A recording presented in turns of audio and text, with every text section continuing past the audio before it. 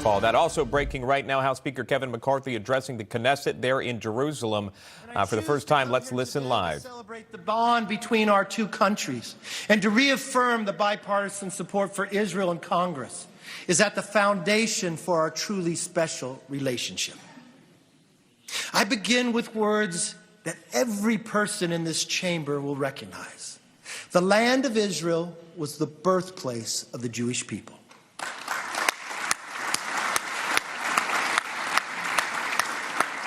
After being forcibly exiled from their land, the people kept faith and never ceased to pray and hope for their return to it and for the restoration of it, of their political freedom. Those inspiring words come from your Declaration of Independence. The prayers and hopes it spoke of have become a reality today. Today we celebrate the 75th anniversary of Israel. Over the past 3/4 century, your nation has faced many external threats. But Israel survives and thrives because of its values, courage, resilience, and determination. But, as your declaration reminds us, 75 years is just a blimp in the timeline of Israel. There's no other nation with your long of storied history. 3,500 years ago, Moses led the children of Israel out of Egypt, through the wilderness and then back to the promised land. 3,000 years ago, David reigned as the king of Israel. And soon after, David's son, King Solomon, consecrated the first temple. That temple was destroyed, but its spirit of freedom and faith remains. We see that spirit in the state of Israel today. Israel is resilient. It is strong. Israel is innovative. Israel is blessed. Israel endures.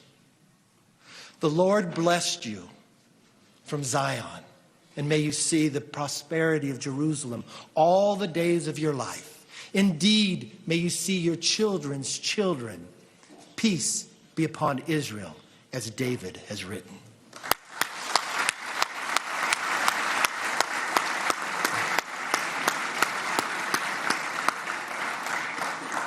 It was President John F. Kennedy who said it best.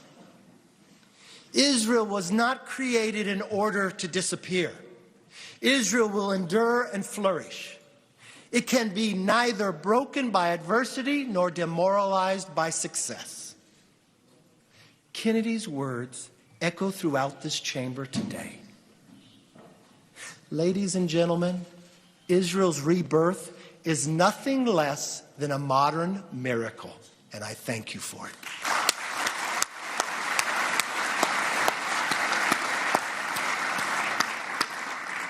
The source of that miracle is the people of Israel.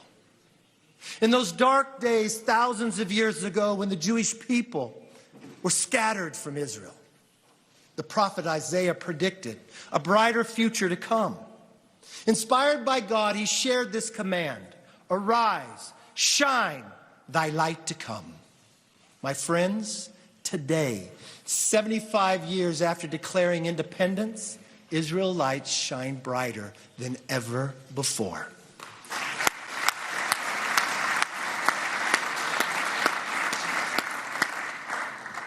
Despite the constant threat of terrorism, Israel remains a thriving democracy in the Middle East. Israel's economy once relied on rationing food and oil. Today, Israel is ranked as the 4th best performing economy among developing nations.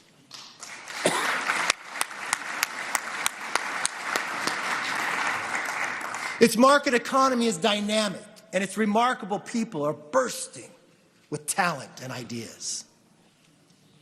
Its innovative high-tech sector has rightfully earned the nickname that Israel has, the startup nation. It was Theodore Herzl, the founder of modern Zionism, who predicted, "Give us a piece of land to hold on to, and the rest we will do ourselves." Herzl was right.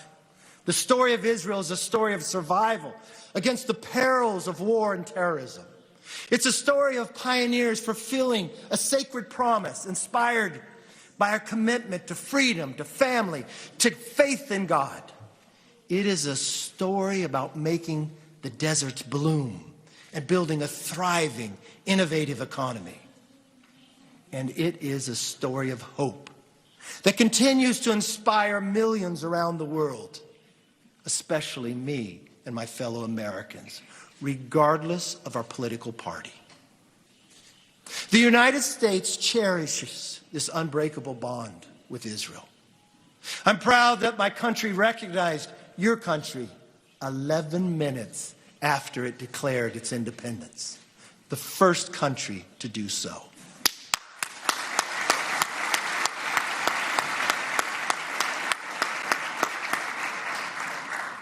But our special relationship is even closer. It's more personal and more powerful than we might even realize. You know, this point was driven home to me last night by a very thoughtful gift from your speaker, Ohana. It was a gift of a picture of a story I did not know, of an Israeli pilot training in the city of Bakersfield, California, where I was born, where I was raised, where I live, where I represent. There's a story behind this picture, though. More than 75 years ago, on the eve of the Israeli War of Independence, a female flight instructor and a patriot named Eleanor Rudnick organized a training program for Israeli fighter pilots at her airfield in Bakersfield, California. Now, in all, there was only 13 volunteers, including 2 women who took this grueling course. Only 3 finished. Now, technically, the program was illegal because Israel didn't exist as a modern state and America was neutral. But why? Why did these pilots do it? What compelled them to risk their lives to help reestablish the state of Israel? As we look around this room, we know the answer. We all know it. It was faith and it was freedom. Those values are worth fighting for and even dying for, and especially today.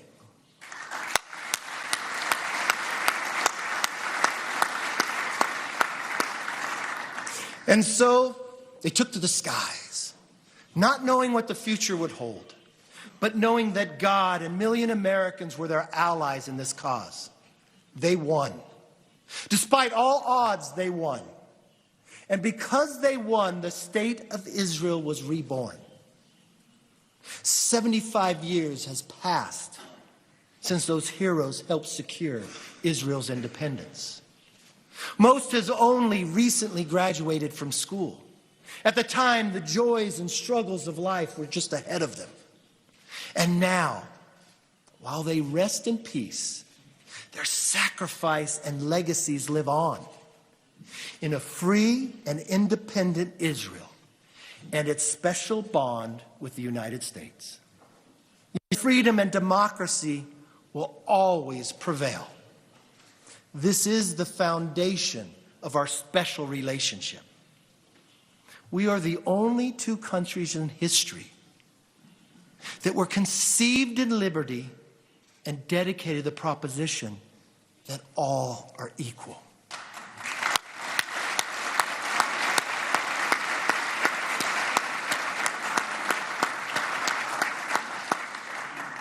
Our values are your values. Our heritage is your heritage. Our dreams are your dreams. America is grateful for our friendship with Israel. We are a better nation because of it, and we must never shy away from defending it.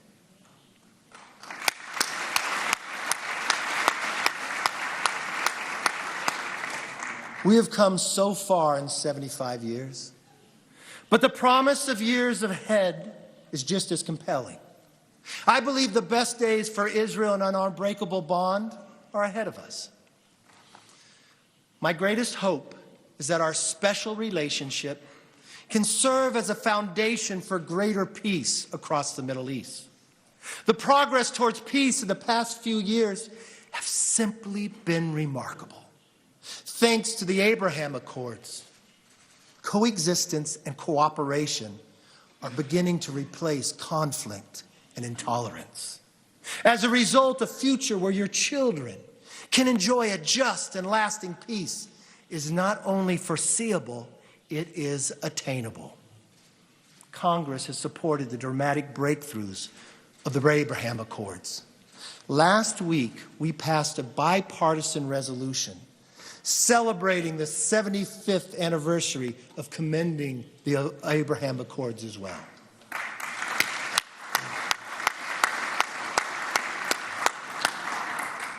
I actually have that resolution with me right here and signed.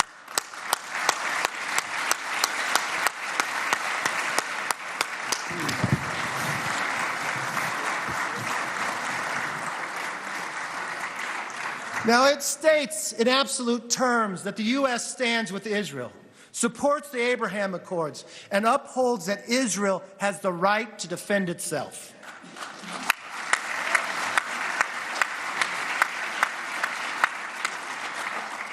My friends, Congress stands ready to work with Israel to broaden and deepen those accords, working for sustainable peace with all of Israel's neighbors. But as we welcome peace, we cannot ignore the threats to peace in our region. Those threats have one primary cause: the rogue Iranian regime. Most of the turmoil in this region of violence and instability can be traced back to that source, which continues to fund terrorism, arms its proxy militias, and pursues nuclear weapons. Iran seeks to destabilize Iraq. It wants to entrench missiles in Syria. It empowers the terrorist organization Hezbollah in Lebanon. And it is fueling a brutal civil war in Yemen. And among all this aggression, it seeks to encircle Israel with hostile forces. We cannot allow Iran regime evil campaign to succeed. To deter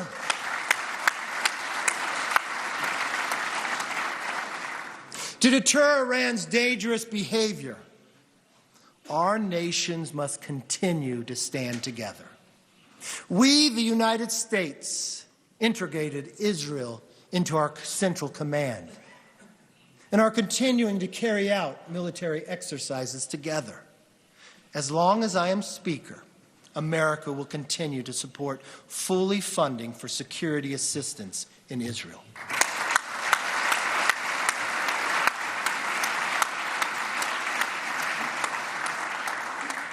Together, we will defeat Iran's precision-guided missiles, their drones,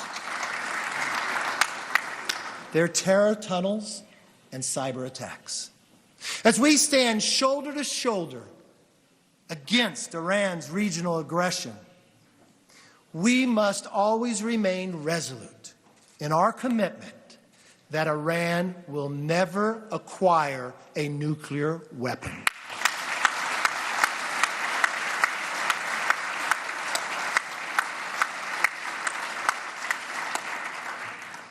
As we pursue peace in this region, we must also expand the economic cooperation between our two countries.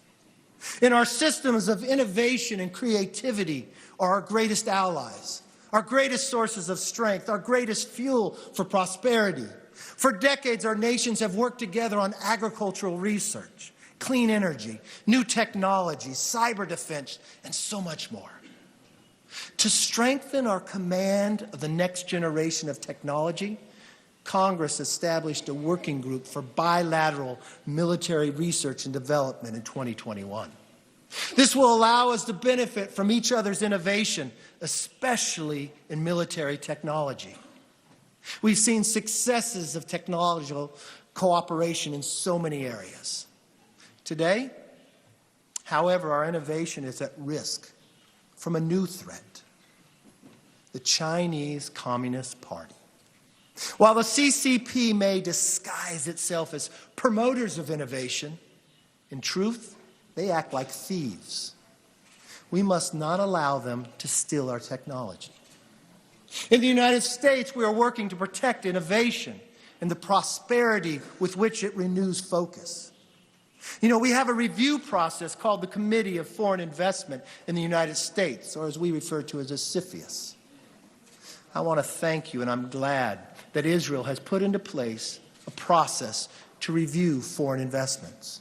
I strongly encourage Israel to further strengthen its oversight of foreign investment, particularly Chinese investment, building on the steps that you first took in 2019.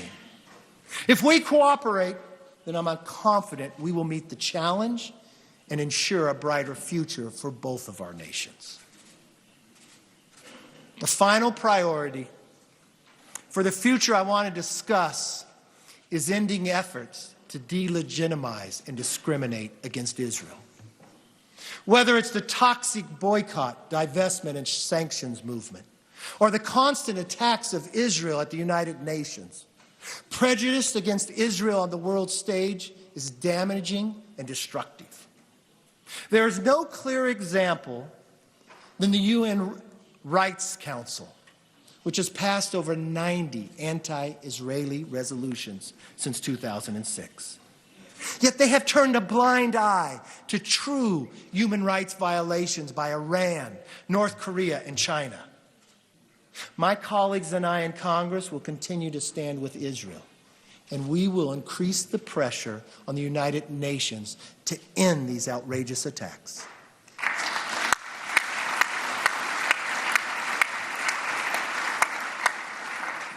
As we take the next steps in enhancing and bolstering our ongoing diplomatic and security dialogues, I want Congress and the Knesset to work close as possible together. As Speaker, I will continue to push for a formal interparliamentarian group between the United States and Israel. But I do not want to wait to start that collaboration between the House of Representatives and you, the Knesset. Therefore, today, I will establish a House-Knesset parliamentary friendship group so we can continue the strength of our bonds and build mutual understanding as elected representatives and work better together, democracy to democracy. We will engage more directly with the Knesset, travel to Israel to strengthen existing relationships and forge new ones.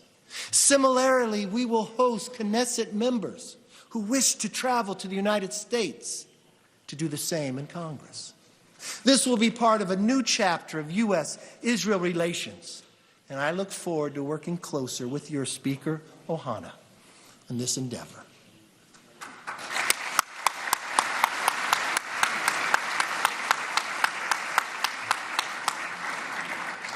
Now let me close with this.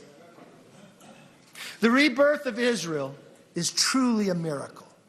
Peace, liberty, and prosperity are the foundations of our nation's success. They are also the cornerstone of our special relationship. Our special relationship stands for freedom. It stands for safety. It stands for hope. Together, let us work to move forward towards a brighter future. Together, we will work to build a world in which our children live in more peace, enjoy more robust economic ties, and are treated with the respect and fairness they deserve. This is our shared mission. I look forward to working with you as we strengthen this unique and indispensable bond.